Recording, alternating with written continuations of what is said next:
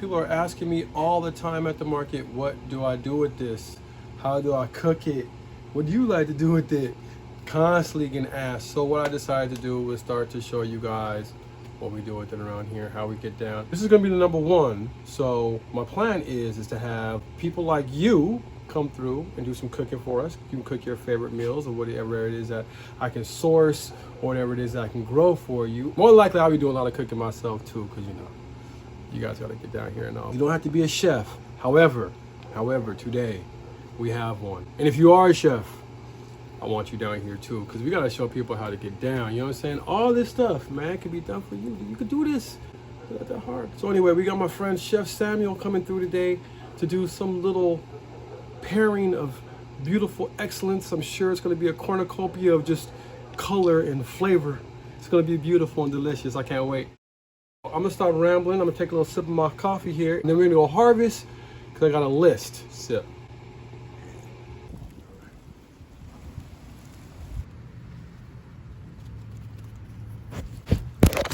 For this particular one, it's just a surprise, y'all. I don't even know what he's about to cook. Well, I know it's gonna be fire. But what is on the list is maizuna, some cilantro, and of course, mushrooms. We got those things. That's dope. He also wanted some cilantro flowers. I have a little bit of cilantro flowers in the front. We'll get those. Some quail eggs. Went to Renee's house and grabbed some quail eggs. I'm not exactly sure what's going down. But anyway, let's jump on this. So the kind of mustard I got, this is called maizuna. A lot of the things that I will grow this time of the year are my mustard greens, a lot of my kales. In California, even though it's cold, like Cali cold, they still kind of grow. Not as fast as they would in the spring or the summer, but they will get a little bit of growth out of them in the winter. So we like to definitely put those guys in the ground. And it seems like a lot of people like to eat them too, so it's gonna get a little bit. I'm not exactly sure how much you need that in there. Maizuna is an ill one, y'all. This one is like, actually it's one of my favorite things to grow. It tastes like wasabi potato. Odd, I know. Yes, this is very true. But nevertheless, even if you were to smell it, like the stems, you smell that jump off. You know what I'm saying? It's like a potato. It's awesome. But it tastes like wasabi and potato. Dope. See what you doing. The cilantro. That. Got a garden dog. These guys are all of our brown oysters. So I'm gonna grab, actually a Florida oyster, but we're gonna grab some of these because that's what's on the docket. I like to normally just grab, now this isn't a huge cluster, but he said he didn't need a lot of mushrooms. If we do need more, we'll come and grab more. But I'm just gonna grab this little cluster here. What I normally do is just kind of grab around and kind of break it off towards the back end and kind of just pull it. That's it. That's a nice little cluster of oyster mushrooms. No, they're splitting this. Dude, you know what, real talk, and maybe one of these days I'll make this for you. I know it sounds crazy. I know to some of y'all it's gonna sound weird, but I know to some of y'all it's gonna sound fire. This fried tastes dead ass on original recipe skin. I ain't playing. I'm not playing. I did use some cheap vegetable oils because that's all I kind of had one day. So I don't know if that has anything to do with it. Brown oysters, y'all, taste like Kentucky Fried Chicken original recipe skin. Get involved. It's not bad. It's not KFC Muto chicken, whatever the hell that is. You know what it is? Mushrooms. These, y'all, are cilantro flowers or coriander flowers. Here on the other side of the pond, we call it cilantro. On the other side of the pond, in England and other places in the world, they actually will call it coriander. That's really the only difference I think that there is, really. I used to think that coriander was the later stages of life of cilantro, but I don't think that that's true. I think you can call it coriander. I think the names are just kind of interchangeable. That being said, come, look at this here, mate. Come here. So when the leaves start opening up like this, see that guy? When you start getting those leaves opening up from your regular cilantro, from like this, yes, these are the same thing, right? So you see how tight those leaves are there? they eventually will come here. Now, when they come to this point, the flavor profile changes a lot. Really nice in different kind of like Asian dishes, Indian dishes. That's where I normally see that. It's very strong cilantro tasting. It is fire if you like cilantro. If you do not like cilantro, it's probably because you got something hereditary to you, and this kind of tastes like soap. So sorry for you. I can't eat avocados, man. You know what I'm saying? That is kind of the different stages of cilantro or coriander. I'm not quite sure which one to call what. I just call it cilantro because that's what I'm used to calling it. If you want to call it coriander, knock yourself out. Like I said, I've seen people call cilantro coriander even at microgreen stage. I know what you're talking about. All right. But anyway, we're going to harvest this up and use it. Now, oh, one other thing. Now, check these guys out. See these little pods here? Or these little balls? Those are actually seed pods. You can actually dry those guys up and utilize those as spices. Very fire. Again, it's going to taste like a very strong cilantro taste, really. What else I got on cilantro, man? Oh, some of the healing properties of cilantro. Good for your blood, and some might even say that it's good for your brain. I think it's because it has good, like the whole good blood flow thing. Get into your dome. Anyway, let's harvest this. Yeah, man. Oh, damn, it smells strong. There's a big difference in even the smell of this cilantro, or coriander, if you will, versus this one. It's not that one's better than the other one to me. They both smell awesome, but there is definitely a stronger smell coming from this guy right here. Here is the stuff that you ordered. My name is Samuel Ariano, and I just wanted to let you guys know I'm about to throw down a few dishes that are seasonal, things I love to make. First dish we're gonna make is a beet salad. Traditionally, beet salads, you know, come with goat cheese, usually some greens, some citrus. I'm throwing a little twist on it today. This is like a goat cheese mousse, right? And right here you have a red beet dressing that I made. This is, so basically it's red beets, rice wine vinegar, honey, mustard, and olive oil, salt. Same thing, braise the beets, cut them out, looking a little bit beautiful, you know, give them a little bit of a different look. Got a little bit of tangerine supremes to go with it, with the mustard frill. You'll see.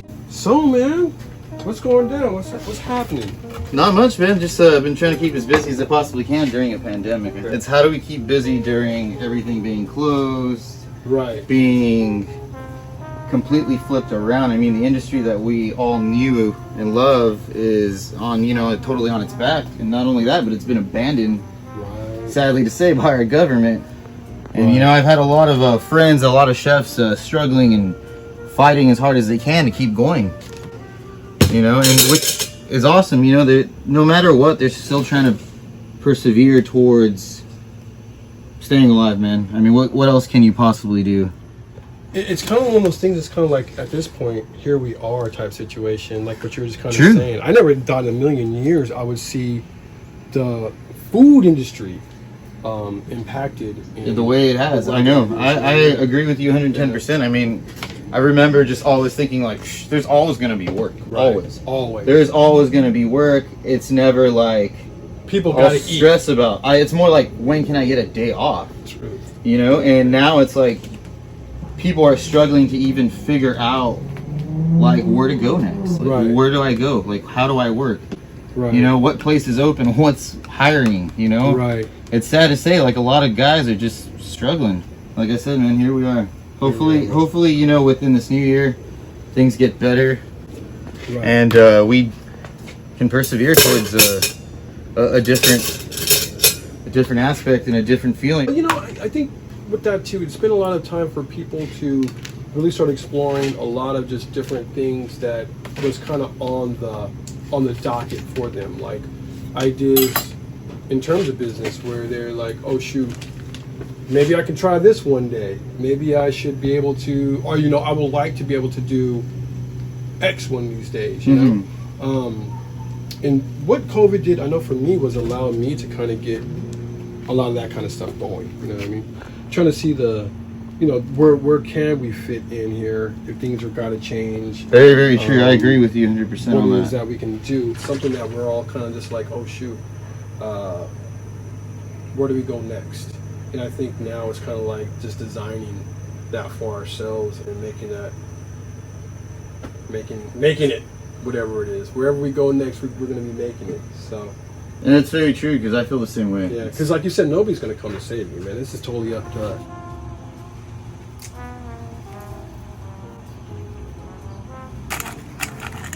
Man, this stuff is looking beautiful. Well, there we go, guys. Beet salad. Straight up beet salad. Look at this. Red beets here. Straight fire. What kind of cream is this again? Oh. I just put a little bit of heavy cream, creme fraiche inside of it. Lemon juice, salt. I'm gonna keep on housing this, if that's cool. Jump in. Keep going. As I'll go on to the next course. Like, whenever I see your stuff, after, you know, you get some for me or whatever. I mean, just about all of your creation. What makes mine different is because I see it, like I actually harvest it, you know what I mean? And then I'll see you do something with it, like this. That's just beautiful. Like your whole color schemes, like the way you put it together. Thank you. Has been miraculous, man. It's like one of the illest. I don't know, man. You know how to put colors together, man. Thanks. I appreciate it. Yeah, usually when I start creating dishes, I per se don't really start thinking about anything until like I start to see what I'm gonna work with. Right. Because a lot of the stuff, you know, I'll just go to the farmer's market and then you just start to see like what's around, what's there. And you're like, oh wow, I could use this, I could use that, I could use this. And then you start to think of things in your head and you start to think of dishes and you start to think of, you know, what to make, and it starts to speak to you. And then once you start to find like good vegetables or fruit, and then you start to think of proteins. That's usually how I start building my dishes. I mean, that's basically my system. I go to the farmer's market because, you know what I mean, that's the best thing is that you get to go to the farmer's market and these farmers are having things that are in season, right? And they're really giving you the fuel what to make. They're telling you almost what to make. Nature's telling you what to make. Because you all know everything that's in season, there's an abundance of it. It tastes its best because that's what, you know, Mother Nature intended it for us to do. And it's stuff like that. Like, I don't even have to think. It just does it for me. Meyer lemon, lime. And so this is going to go in there, basically going to cook it slowly. And then I'm going to plate it inside of a bowl, kind of get that bath. So these are like serranos, radishes, and shallots that I picked that are going to go with it as well. And then I got another thing, avocado mousse as well. So, I mean, you guys want to try this? I think the greatest thing about cooking is you get to constantly explore. You constantly get to mess around and see what works and what doesn't.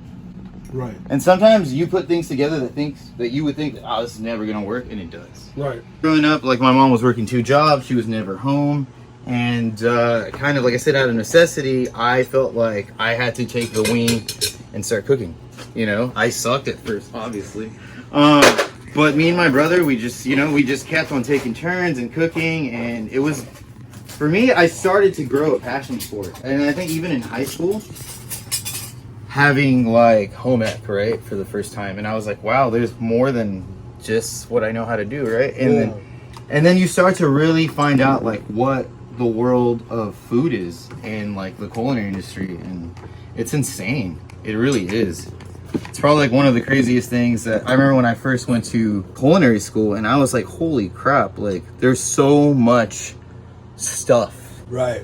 Like I didn't even know that like there was more colors of broccoli or cauliflower, or you know what I mean? You're like, what the hell? Like there's more herbs than just this? I'm like, all I knew growing up Mexican was cilantro.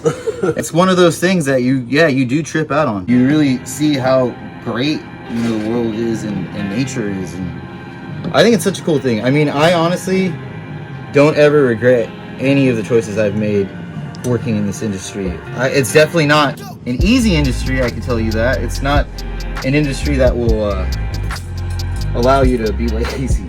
Housed it. That was pretty cool, dude, to kind of hear your story on how it is that you got involved in this whole thing. Like the backstory to everything, they intrigued the hell out of me, because we all have, I guess, a journey. He's trying to kill me, y'all. Got the avocado on. I almost forgot. I was like, damn it. I mean, I have some more scallop. Yeah, throw an extra scallop on there, man. It's gonna make it all go away. It's looking pretty already. So, what is like your specialty? What do you like to do the most? People always ask me that all the time, and for me, I think what I like the most is, like I said, just cooking and seasons and seafood. It just speaks to me, man. It really does, and it always has. There's something like beautiful about and elegant, I think, about seafood and the sea, and then what it has to offer you. It's just one of those beautiful elements, man, that you can do a lot with. Like right now, you're not even cooking it. No, I mean, well, cooking it's technically cooking, yeah. Yeah. I mean, technically you're still cooking, but you're cooking it with acid. You know what I'm saying? Like from the citrus. That's amazing. That's like the old school ceviche, making it look beautiful.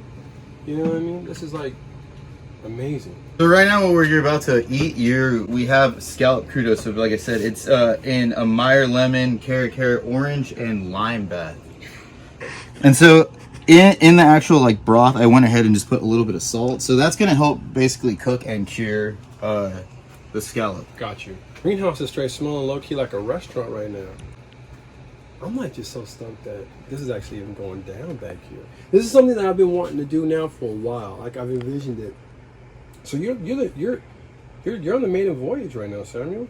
You're the number one chef, man. You're the lead off, man.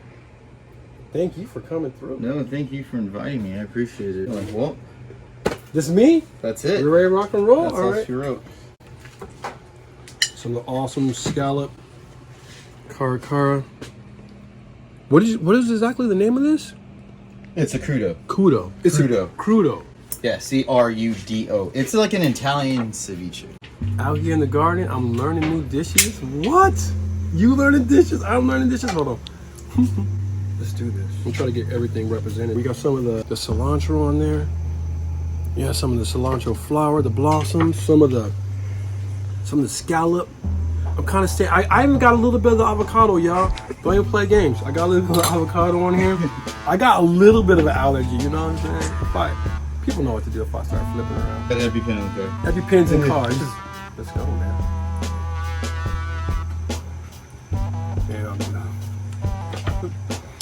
Oh my God. Samuel, yo. It's a lot of stuff. Holy hell. You're like all over the place with that thing. I know. It's like explosions, yo. Crazy is all of that is in season. All this is now. You know? I can taste it all. I still get excited, like blown away. Get that salt there, Calvin.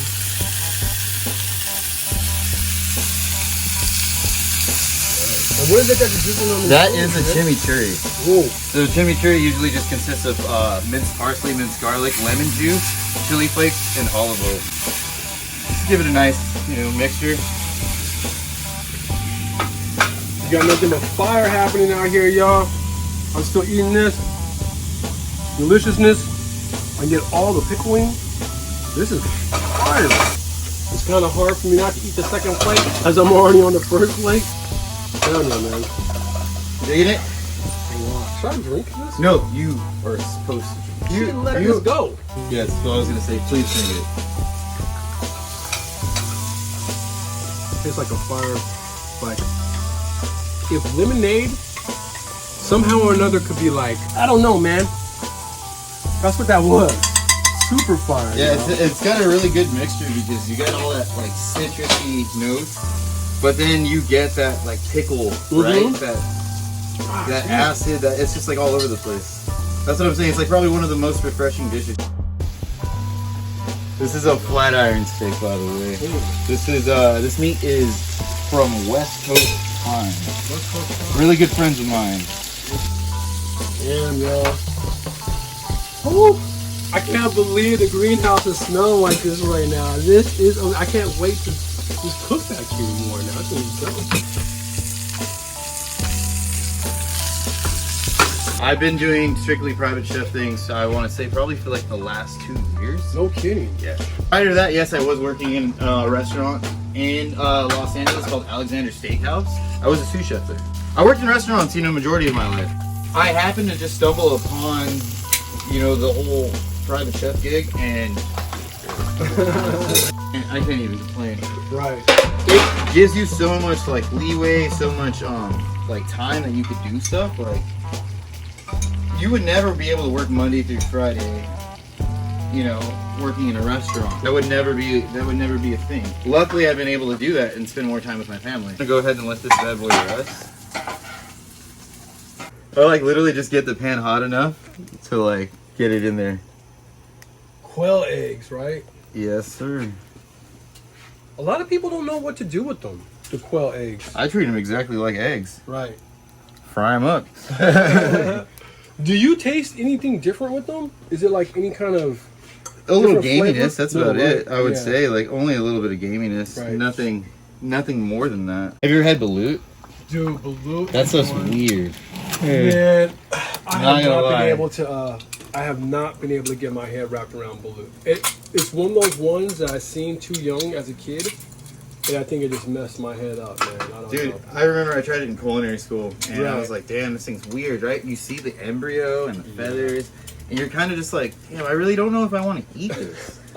You know, it's Dude, like, it's intense, man. growing up as a kid, it's like if your eggs were too runny, you were like scared of it. It's so true. Or have you seen like a little piece of blood, a little blood in your Yeah, egg? exactly. You were like, hell no. Now you're like, gee, you want me to eat this egg with the chicken in it or a duck in it? Like, that's a whole duck. It's a whole duck, yeah. Yeah. That's the trip. Kind of different, man. Yeah. No, so yeah, no, I have not. In a while. Never. I've Never never done it? do it, man. Like I said, that one has my number. I've tried tons of different things for whatever reason. That one, I can't get my head wrapped around it. Hey, get some of those peach engines.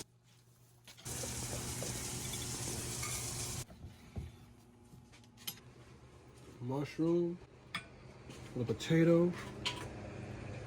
Got some of the egg in here. Can't get it all on. Pick up the plate. Oh, yeah, there's something in there. What up, y'all?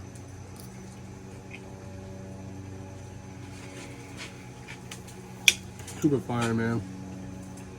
Eggs and mushrooms go splendid together. I don't know. Oh, dude, they're the best. Yeah. Eggs, mushrooms, potatoes, like, you can't go You wrong. can't really go wrong with that, man. Had a lot of heads hit me up, especially asking about mushrooms and putting it inside a salad. The one thing about mushrooms, dude, in order for them to get like a lot of their nutrient qualities, you actually have to cook them. Yeah, So you do. You know, they're one of the ones that, so it just makes it better. You know what I mean? As opposed to your greens, which are dope by themselves, but the more you cook them, the more the nutrients go away. So the more you cook these, well, not necessarily the more you cook them, but when you cook these, the nutrients actually comes. So it's pretty dope. You can't actually get it if they're raw out of a mushroom. At least that's what I've been told. So, bon appetit, yo. Mmm. I know, man. Like it? You like it? I'm loving this, man. That's good. I'm loving this. That's why I'm in this business. Oh, hell, man. I haven't had steak in probably like, Has it really been a long time? dude, I'm not like vegan or vegetarian or anything like that. My goal to eating is more so, what would I be eating if I were living in my native land, right? No, true. So, where I'm from, in the coast of like Africa, at least what 23andMe showed, was more coastal. So I normally dine on a lot of fish. To be honest with you, the way it kind of looked was kind of similar to where I live all the time in my life now. Kind of close to the water, but not terribly close to the water. Gotcha. So anyhow, I try to like dine on mostly fish, small game. Every once in a while I'll eat meat. That's kind of how it works. It's like if I were in nature, I wouldn't be able to go and knock down a No, of buffalo course. every day. You know what I'm saying? Like, Of course. one day the homies would come with some meat and we're like, oh shit. But that might be the only meat we get for True. a long time, you know what I'm saying? So that's kind of how I live it. I try to eat mostly stuff that is easy accessible for me, and that's why I grow a lot of shit. Samuel, man, I'm glad you went to culinary school. Samuel, my G, Thank you guys. thank you so Appreciate much. it. Appreciate y'all. Plug all your stuff. If anybody would like any events done for them or special events for their loved ones or private dinner or anything, feel free. I'm 100% COVID friendly, and I meet all the procedures of CDC, and I will make sure that you and your family are safe and your party is safe. And you guys can contact me on Chef Samuel Ariano at Instagram. Thank you so much. Again, y'all, if you guys want to come into the garden, cook some food for me, hell yeah, I'm not gonna kick you out. Please keep sending in your recipes.